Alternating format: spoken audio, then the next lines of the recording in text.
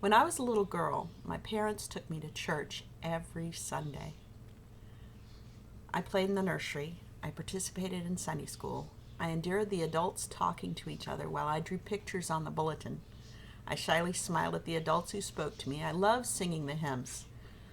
One Sunday, when I was about 6 or 7, we sang the hymn, I Come to the Garden Alone. When I heard the chorus, and he walks with me, and he talks with me, and he tells me I am his own, I thought, I want that kind of relationship with God. That moment I prayed and I asked God, may I have that kind of relationship with you? I want that. However, the church that I attended did not teach that kind of relationship with God. From the example of those around me, I learned you live your life as best you can on your own, and you visit God at church on Sundays. My dad said I could read my Bible each day if I chose to. It was a good idea, but optional.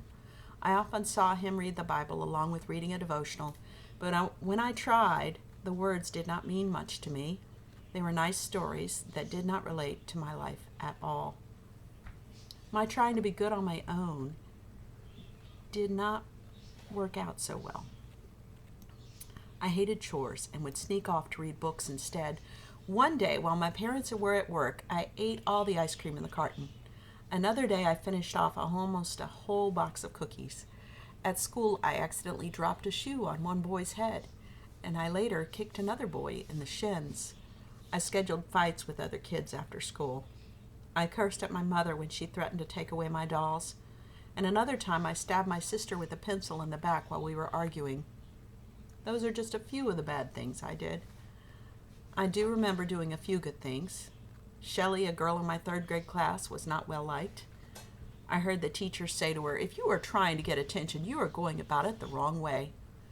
I've heard a voice inside me that I knew was God say, she needs a friend, go be her friend.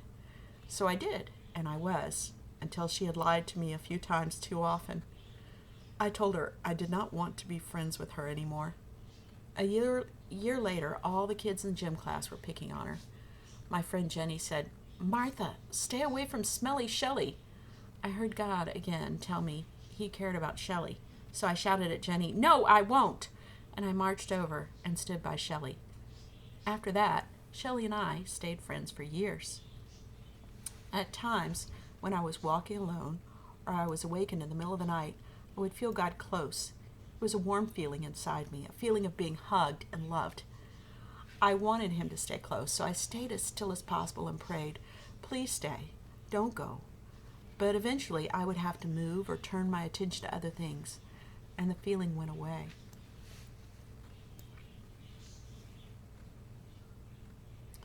I remember thinking, if I die, I could go be with God, but there didn't seem to be any likelihood of that happening, and making it happen was not a good idea, so I thought, when I get older, I can become a nun.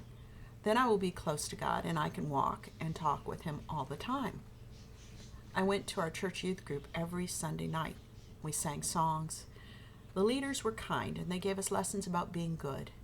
The other kids were the usual mix. Some were friendly, some were bullies. In high school, I was invited to a Young Life meeting. I thought, oh good, more church stuff. I like church. I went every week. Then I found out they had a girls' Bible study, and I thought, why didn't I know about this before? I would have been there every week. At my first Bible study, I noticed something different right away. They weren't talking about being good. They were talking about being with God every day, talking with him every day, him being with us all through the school and at home. I thought, I go to church every Sunday, but these girls have something I do not. I have wanted this my whole life. It is totally unfair that they have it and I don't. I didn't want to know anyone. I didn't want anyone to know I was different.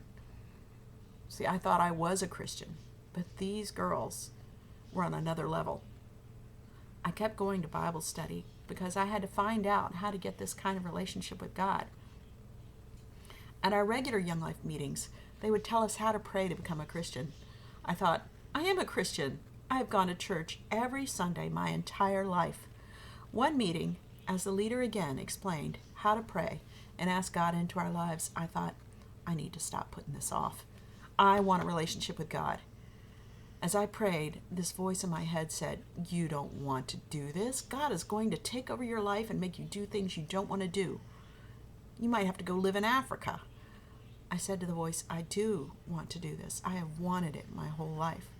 But the voice would not leave me alone. I finally went to one of the leaders, Dee Dee, and told her what was going on. "I'm not really a Christian. I want to pray to become a Christian, but this voice keeps warning me not to."